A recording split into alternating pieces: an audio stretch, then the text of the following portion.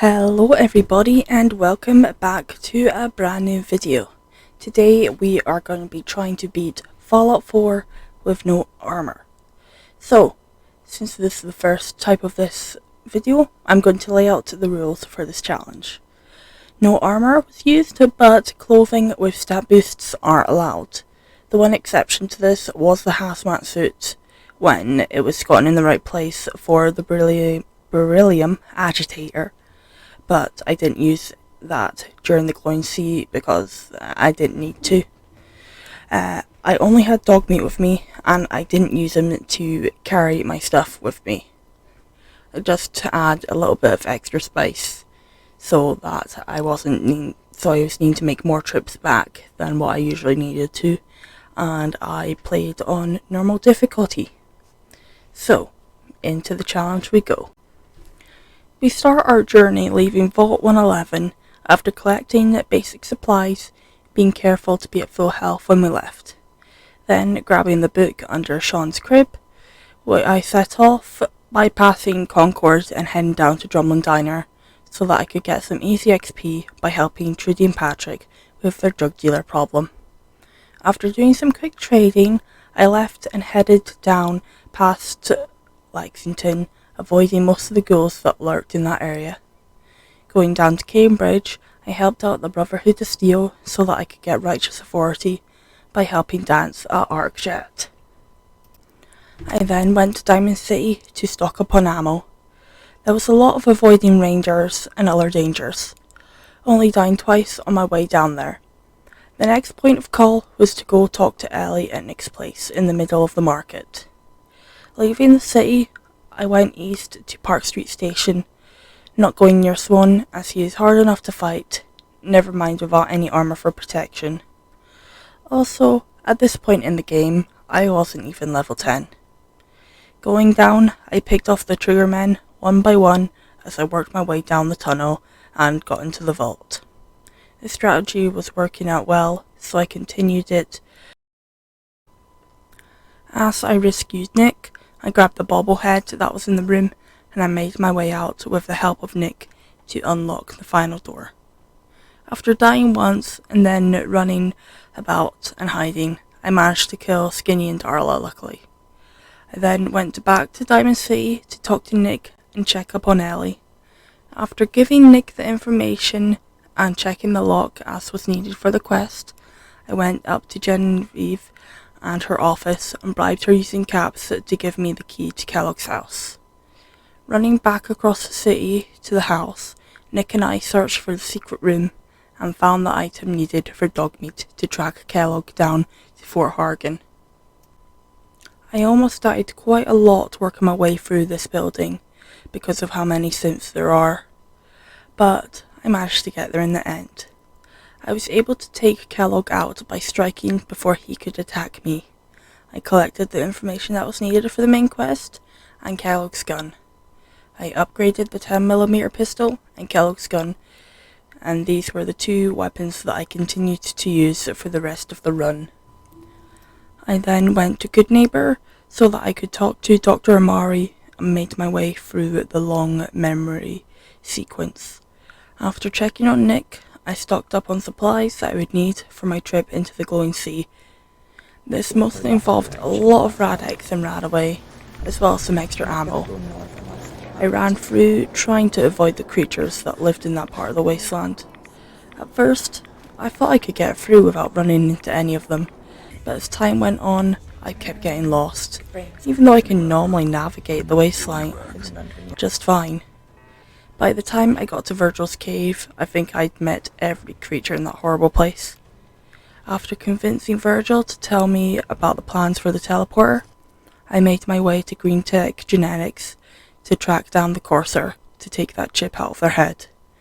Over the battle through the building, I died twice because of the gunner with the missile. Then I managed to get to the Corsair.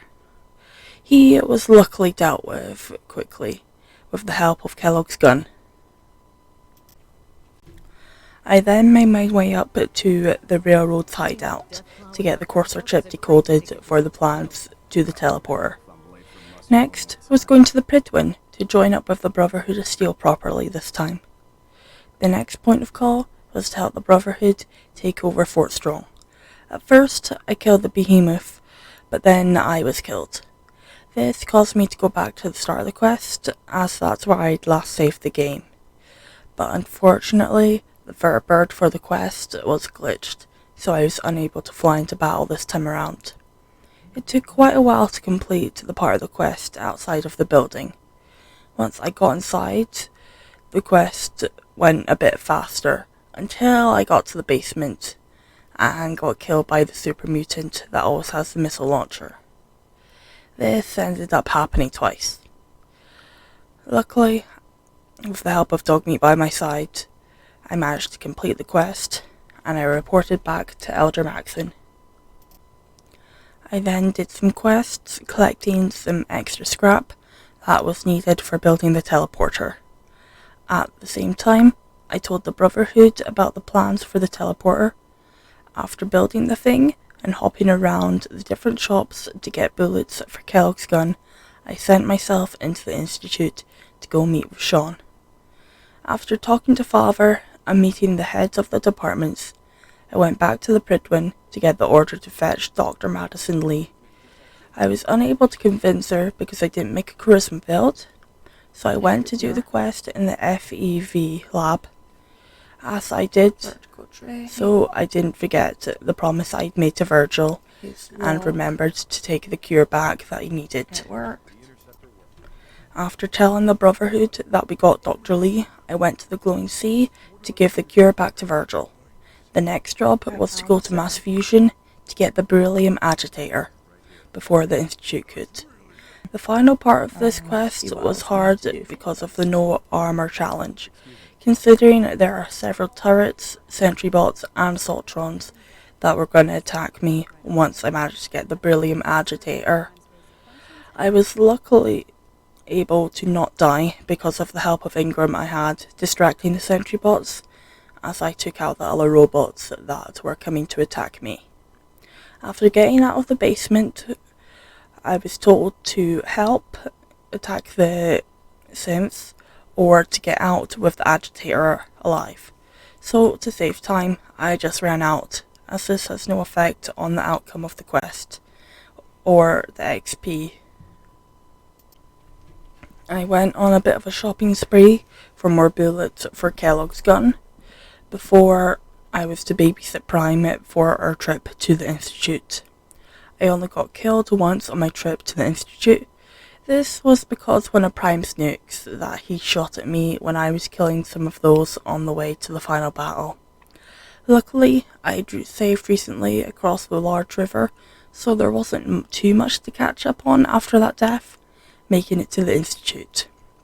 I fought alongside the Brotherhood of Steel, jumping down into the hole into the Institute to confront my son.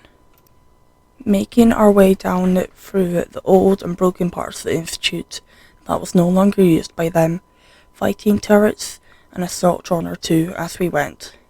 Coming out of the old section into the older parts of the bioscience department. As I started to fight, someone released the gorillas from across the room.